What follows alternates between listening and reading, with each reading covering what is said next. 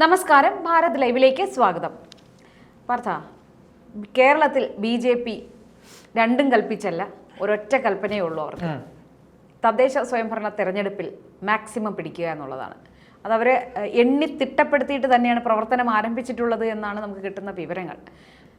രാജീവ് ചന്ദ്രശേഖർ എന്ന ഒരു അതികായൻ എന്ന് തന്നെ അദ്ദേഹത്തെ നമുക്ക് വിശേഷിപ്പിക്കാം. പലരും അദ്ദേഹത്തെ ഒരു മുതലാളിയാണെന്നും കോർപ്പറേറ്റ് സ്ഥാപന മുതലാളിയാണെന്നൊക്കെ പറയുമെങ്കിലും അദ്ദേഹത്തിന് എങ്ങനെ കാര്യങ്ങൾ കൊണ്ടുപോകണമെന്ന് നന്നായിട്ട് ബോധ്യമുണ്ട് എന്ന് തന്നെ നമുക്ക് മനസ്സിലാക്കാൻ സാധിക്കും. ഇപ്പോൾ BJPയുടെ ചില കാര്യങ്ങൾ അറിയുമ്പോൾ. ഇപ്പോൾ തദ്ദേശ സ്വയംഭരണ തെരഞ്ഞെടുപ്പിന് ഇനി കുറച്ച് നാളുകളേ ഉള്ളൂ. അപ്പോൾ അതിനിടയ്ക്ക് മറ്റ് കോൺഗ്രസിന് LDFനെ UDFനേക്കാൾ കൂടുതൽ പ്രവർത്തനം BJP മുന്നോട്ട് ആയി കഴിഞ്ഞു എന്ന് തന്നെയാണ് മനസ്സിലാക്കാൻ സാധിക്കുന്നത്. കൃത്യമായ പ്ലാനിങ്ങോടുകൂടി മുന്നേറുന്നുണ്ട് എന്ന് തന്നെയാണ് മനസ്സിലാക്കാൻ. അപ്പോൾ എന്താണ് ആ പ്ലാനിങ്ങുകളെന്നൊന്ന് വിശദീകരിക്കാം. തീർച്ചയായിട്ടും. എന്തായാലും കേരള BJP അടിമുടി മാറിയിരിക്കുന്നു. കേരള BJPക്കകത്ത് ജില്ലാ അധ്യക്ഷന്മാരെ പ്രഖ്യാപിച്ചു, ഭാരവാഹികളെ പ്രഖ്യാപിച്ചു, മേഖലാധ്യക്ഷന്മാരെ പ്രഖ്യാപിച്ചു. ഇതിലൊന്നും തന്നെ വലിയ പൊട്ടിത്തെറികൾ കാണാത്തത് കൊണ്ട് മാധ്യമങ്ങൾ വലിയ പ്രശ്നങ്ങളിലാണ്. മാധ്യമ പ്രവർത്തകർക്ക് ചില മാധ്യമങ്ങളൊക്കെ പൊട്ടിത്തെറിപ്പിക്കാൻ ശ്രമിച്ചു, നടന്നില്ല. അതൊക്കെ വലിയ അസ്വസ്ഥമായിരിക്കുന്ന ഒരു കാഴ്ച നമ്മൾ കണ്ടിട്ടുണ്ട്. ഇപ്പോൾ ചില റിപ്പോർട്ടർ ചാനൽ പോലുള്ള ചാനലുകളിലൊക്കെ അരുൺകുമാറൊക്കെ എടുത്ത പണി എന്ന് പറയുന്നത് എങ്ങനെയുണ്ട് ഒരു പൊട്ടിത്തെറി ഉണ്ടാക്കാൻ എന്നുള്ളതായിരുന്നു. പക്ഷേ അതൊന്നും സാധിക്കാതെ വരുന്ന സമയത്ത് ഈ പ്രാവശ്യം ചർച്ചയിൽ വരുന്നത് BJPയുടെ അടുത്ത പ്ലാനിങ് എന്താണ് എന്നുള്ളതാണ്. ഇനി കൽപ്പനകളില്ല, പ്രവൃത്തികൾ മാത്രം എന്നതാണ് കേരള BJPയെ സംബന്ധിച്ചിടത്തോളം ഉള്ള കാര്യം എന്നാണ് ഞാൻ മനസ്സിലാക്കുന്നത്.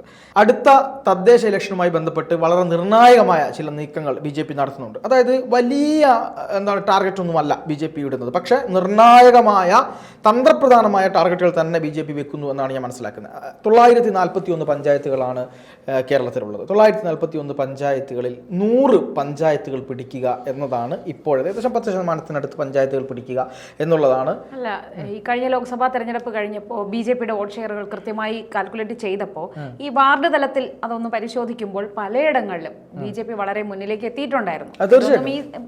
ഇനി ബുദ്ധിമുട്ടുണ്ടാവില്ല. അതെ, തീർച്ചയായിട്ടും. അതിന്റെ അടിസ്ഥാനത്തിൽ കൂടിയാണ് ഈ പറയുന്ന 100 പഞ്ചായത്തുകൾ പിടിക്കുക എന്നൊരു കാര്യത്തിലേക്ക് BJP എത്തിയത്. എനിക്ക് തോന്നുന്നു 15-ന്റെയും 20-ന്റെയും ഇടയ്ക്കുള്ള പഞ്ചായത്തുകളാണ് ഇപ്പോൾ കേരളത്തിൽ BJP ഭരിച്ചുകൊണ്ടിരിക്കുന്നത്. അതിൽ നിന്ന് വലിയൊരു മാറ്റം, 100 പഞ്ചായത്തുകൾ ഇപ്പോൾ കഴിഞ്ഞ ലോക്സഭാ ഇലക്ഷനും കഴിഞ്ഞ നിയമസഭാ ഇലക്ഷനും ഒക്കെ വെച്ച് നോക്കുമ്പോൾ എത്രയൊക്കെ പഞ്ചായത്തുകളിൽ 1-ാം സ്ഥാനത്ത് നിൽക്കുന്നുണ്ട്, 2-ാം സ്ഥാനത്ത് നിൽക്കുന്നുണ്ട്. ഈ കൃത്യമായ ഒരു ഡിവൈഡിങ് ഉണ്ടാക്കി, വിഭജനം ഉണ്ടാക്കിയിട്ട് ആ കണക്കുകൾ വിഭജിച്ച് അവിടെ കൃത്യമായ പ്രവർത്തനം ഏർപ്പെടുത്താൻ വേണ്ടിയിട്ടാണ് BJP തീരുമാനിച്ചത്. ഇതിനിടയ്ക്ക് വലിയൊരു വാർത്ത വന്നിരുന്നു. അതായത് BJPയുമായി ബന്ധപ്പെട്ട് BJP വലിയ പണമൊഴുക്കാൻ ലക്ഷ്യമിടുന്നു. വലിയ പണമാണ് ഇനി എല്ലാ പഞ്ചായത്തുകളിലും വാർഡുകളിലും BJP കൊടുക്കുന്നത്. അപ്പം നോർമലി ഒരു ചോദ്യമുണ്ട്, കോൺഗ്രസും CPM ഒക്കെ പുളിങ്കുരുവാണോ വേണ്ടി കൊടുക്കുന്നതെന്ന് ചോദ്യം. അതായത് ഈ കോൺഗ്രസും CPM-ഉം മറ്റു രാഷ്ട്രീയ പാർട്ടികളും ഒക്കെ പണം കൊടുക്കാം, BJPക്ക് പണം കൊടുക്കാൻ പാടില്ല എന്നാണോ? കേരളത്തെ പോലൊരു സംസ്ഥാനത്തിനകത്ത് എന്തെങ്കിലുമൊക്കെ ചെയ്യണമെങ്കിൽ അവിടെ ഇപ്പം ഒരു ബോർഡ് വെക്കുന്നതിന് പകരം 10 ബോർഡ് വെച്ചാൽ അതിന്റെ ഗുണം ഉണ്ടാവില്ലേ? അതിന് പണം വേണ്ടേ? പണം വേണം. അതെന്തെന്നറിയാമോ, ഇപ്പോൾ പലരും പറഞ്ഞു കേട്ടിട്ടുണ്ട്, ഇലക്ഷൻ വർക്കുകൾക്ക് പോകുമ്പോൾ ചില ആൾക്കാരെ പൈസ കൊടുത്ത് ചെയ്യിപ്പിക്കാറുണ്ടല്ലോ, വർക്കുകൾ ചെയ്യിപ്പിക്കാൻ. ഈ സന്നദ്ധ പ്രവർത്തകരല്ലാതെ എന്തെങ്കിലും പണികൾ ചെയ്യാൻ ആൾക്കാർ വരുമ്പോൾ പറഞ്ഞു കേട്ടിട്ടുണ്ട്, കോൺഗ്രസിനും കമ്മ്യൂണിസ്റ്റുകാർക്കൊക്കെ വേണ്ടി പണി ചെയ്യാൻ പോയാൽ പൈസ കിട്ടില്ല, പക്ഷെ BJPക്കാർ പൈസ കൊടുക്കുന്നു. അതായിരിക്കും ഉദ്ദേശിച്ചത്, കൃത്യമായി പണിയെടുക്കുന്നതിന് പൈസ കൊടുക്കുന്നു. അല്ല, അതാണല്ലോ ന്യായം. പണിയെടുക്കുന്നതിന് പൈസ, അല്ലാതെ മുകളിൽ നിന്ന് വരുന്ന പൈസ പാവപ്പെട്ട പ്രവർത്തകരെ കൊണ്ട് ഇത് എടുപ്പിച്ച് അവർക്ക് കൊടുക്കാതെ നേതാക്കന്മാർ മുക്കുന്നൊരു പരിപാടിയുണ്ട്. അതല്ലല്ലോ രാഷ്ട്രീയം എന്ന് പറയുന്നത്. അപ്പോൾ ആ രീതിയിൽ കൃത്യമായ ഒരു കാൽക്കുലേഷനിലൂടെയാണ് BJP മുന്നോട്ട് പോകുന്നത്. എനിക്ക് തോന്നുന്നു 10 ലക്ഷം രൂപ അധികാരം കിട്ടും എന്നുറപ്പുള്ള പഞ്ചായത്തുകൾക്ക് എക്സ്ട്രാ കൊടുക്കാൻ വേണ്ടി BJP തീരുമാനിച്ചിട്ടുണ്ട്. ഒരു വാർഡിൽ 3 ലക്ഷം രൂപ വരെ കൊടുക്കാൻ തീരുമാനിച്ചിട്ടുണ്ട്. ഈ 3 ലക്ഷം രൂപ കൊടുക്കുക എന്ന് പറയുന്നത് ആ പഞ്ചായത്തിനകത്തെ ഓരോ ആളുകളെയും കണ്ട് അവരുടെ പ്രശ്നങ്ങളെ മനസ്സിലാക്കി അത് പഠിച്ച് അതിന് പരിഹാരം ഉണ്ടാക്കുന്ന റിപ്പോർട്ടുകളടക്കം അവതരിപ്പിക്കാനും അവിടെയുള്ള ഇലക്ഷൻ പ്രവർത്തനങ്ങൾ ഏകോപിപ്പിക്കാനുമാണ് ഈ പൈസ. അല്ലാതെ വേറെ ഏതെങ്കിലും തരത്തിലുള്ള പൈസയല്ല നമ്മൾ കുട്ടടിക്കാൻ കൊടുക്കുന്നതല്ല, അത് മനസ്സിലാക്കുക. അപ്പോൾ ആ ഒരു രീതിയിലാണ് കാര്യങ്ങൾ പോകുന്നത്. അപ്പോൾ കേരളത്തിനകത്ത് 100 പഞ്ചായത്തുകളിലായിട്ട് ഒട്ടനവധി വാർഡുകൾ BJP പിടിക്കും എന്നുള്ള രീതിയിലാണ് BJPയുടെ സ്ട്രാറ്റജി മുന്നോട്ട് പോകുന്നത്. രണ്ടാമത്തത്, കേരളത്തിലെ മുനിസിപ്പൽ വാർഡുകളുണ്ട്. മുനിസിപ്പൽ വാർഡുകളിൽ ഏകദേശം ഒരു 20ഓളം മുനിസിപ്പാലിറ്റികൾ പിടിക്കണം എന്നതാണ് ഇപ്പം BJPയുടെ ഒരു തീരുമാനമായി വന്നിരിക്കുന്നത്. 20ഓളം മുനിസിപ്പാലിറ്റികൾ പിടിക്കുക, ഒരുപാട് മുനിസിപ്പൽ വാർഡുകൾ പിടിക്കുക, അതോടൊപ്പം തന്നെ ബ്ലോക്ക് പഞ്ചായത്തുകൾ. ബ്ലോക്ക് പഞ്ചായത്തിനകത്ത് ഏകദേശം 20-ൻ്റെ അടുത്ത് ബ്ലോക്ക് പഞ്ചായത്തുകൾ പിടിക്കാൻ ആലോചിക്കാൻ കൂടെ BJP ലക്ഷ്യമിടുന്നുണ്ട് എന്നാണ് ഞാൻ മനസ്സിലാക്കുന്നത്. ഈ കോർപ്പറേഷൻ, പ്രധാനപ്പെട്ട കോർപ്പറേഷനുകളിൽ കേരളത്തിലെ ഏറ്റവും പ്രധാനപ്പെട്ട കോർപ്പറേഷനാണ് തിരുവനന്തപുരം കോർപ്പറേഷനും തൃശ്ശൂർ കോർപ്പറേഷനും. ഈ രണ്ടിടത്തും വിജയസാധ്യതയുണ്ട് എന്നതാണ് BJPയുടെ ഒരു അനാലിസിസ്. ആ അനാലിസിസിൻ്റെ ഭാഗമായിട്ട് BJP എന്ത് ചെയ്യുന്നുണ്ട്? ഈ തിരുവനന്തപുരം കോർപ്പറേഷനെയും തൃശ്ശൂർ കോർപ്പറേഷനെയും പിടിക്കാനുള്ള എല്ലാ വഴികളും ആലോചിക്കുന്നുണ്ട്. അവിടെ കൃത്യമായി പ്രവർത്തകർക്ക് ചുമതല നൽകിയിട്ടുണ്ട്. ഇപ്പോൾ ഈ BJPയുമായി ബന്ധപ്പെട്ട് ഏറ്റവും നടക്കുന്നൊരു പ്രവർത്തനം എന്ന് പറയുന്നത് എല്ലാ തലങ്ങളിലും, അതായത് ബൂത്ത് തലം മുതൽ മുകളിലോട്ട് കൃത്യമായ പ്രവർത്തനം അനുദിനം അനാലിസിസ് ചെയ്യാൻ വേണ്ടി ഡെയിലി അനാലിസിസ് നടക്കുന്ന ഒരു പ്രവർത്തന രീതിയിലേക്ക് BJP മാറിയിരിക്കുന്നു. അത് കൊണ്ടുവന്നത് ആരാണ്? ഈ പറയുന്ന രാജീവ് ചന്ദ്രശേഖറാണ്.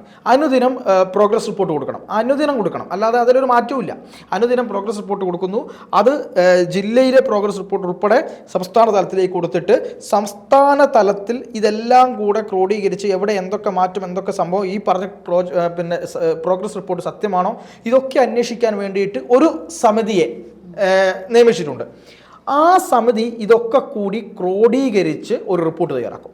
ആ റിപ്പോർട്ട് എന്തെങ്കിലും കാര്യമുണ്ടോ, ആ റിപ്പോർട്ട് എങ്ങനെ പരിഗണിക്കണം, ആ റിപ്പോർട്ട് ഏതൊക്കെ തരത്തിൽ മുന്നോട്ട് കൊണ്ടുപോകണം, ആ റിപ്പോർട്ടിൽ എന്തെങ്കിലും പ്രശ്നമുണ്ടോ എന്ന് ഒന്ന് നോക്കാൻ വേണ്ടി, അനാലിസിസ് ചെയ്യാൻ വേണ്ടി വേറൊരു കമ്മിറ്റിയെ നിയമിച്ചിട്ടുണ്ട്. ഈ കമ്മിറ്റിയാണ് കൃത്യമായി സംസ്ഥാന കമ്മിറ്റിയുടെ മുമ്പിലേക്ക്, സംസ്ഥാന ഏറ്റവും പ്രധാനപ്പെട്ട എക്സിക്യൂട്ടീവ് കമ്മിറ്റിയുടെ മുന്നിലേക്ക്, ഭാരവാഹികളുടെയൊക്കെ മുന്നിലേക്ക് ഈ റിപ്പോർട്ട് എത്തിക്കുന്നത്. ആ റിപ്പോർട്ട് അവിടെയും അനാലിസിസ് ചെയ്യപ്പെടും. അവിടെയും അനാലിസിസ് ചെയ്യപ്പെട്ടിട്ടാണ് എന്ത് ചെയ്യുക, ഈ പറയുന്ന കൃത്യമായ പ്രവർത്തനങ്ങൾ നടക്കുക. അത് ഇതുവരെ BJPയിൽ നടക്കാത്തൊരു കാര്യമായിരുന്നു. കാരണം BJPക്കകത്ത് ബൂത്ത് തല പ്രവർത്തനങ്ങളോ പഞ്ചായത്ത് തല പ്രവർത്തനങ്ങളോ ഒന്നും ഇല്ലായിരുന്നു. പ്രവർത്തനം എന്ന് പറയുന്നത് നേതാക്കന്മാരുടെ വാക് ചാതുര്യം, ഏതെങ്കിലുമൊക്കെ ഒരു സോഷ്യൽ മീഡിയയിലുള്ള കാര്യം, ഏതെങ്കിലുമൊക്കെ തരത്തിൽ 2-3 സമരങ്ങൾ സംഘടിപ്പിക്കുക, ഇതൊക്കെയായിരുന്നു. ഇപ്പം യുവമോർച്ചയൊക്കെ ചത്ത് കിടക്കുന്ന രീതിയിലായിരുന്നു ഉണ്ടായിരുന്നത്. സത്യം പറയാനല്ലോ, കാര്യം എനിക്ക് തോന്നുന്നു കെ സുരേന്ദ്രൻ യുവമോർച്ചയുടെ അധ്യക്ഷനായതിനു ശേഷം പിന്നീട് വന്നത് VV രാജേഷാണ്. VV രാജേഷ് യുവമോർച്ച അധ്യക്ഷനായി, കുറച്ച് സമരങ്ങളൊക്കെ ഉണ്ടായി, പക്ഷെ പുറകോട്ട് പോകുന്നൊരു കാഴ്ച കണ്ടു.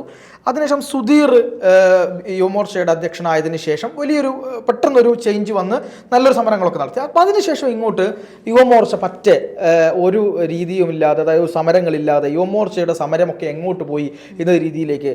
ഇപ്പോൾ ഇവിടുത്തെ DYFI നടത്തുന്ന ഒരു തുല്യമായ സമരങ്ങളായിരുന്നു യുവമോർച്ച നടത്തിക്കൊണ്ടിരുന്നത്. യുവമോർച്ച സമരത്തിനിറങ്ങിയാൽ അതൊരു പോലീസുകാർ പോലും അവിടെ എന്താണ് അന്ന് എക്സ്ട്രാ ഈ പറയുന്ന ലാത്തിയും ഇതൊക്കെ എടുത്തു വരും. കാരണം യുവമോർച്ചയാണ് സമരം.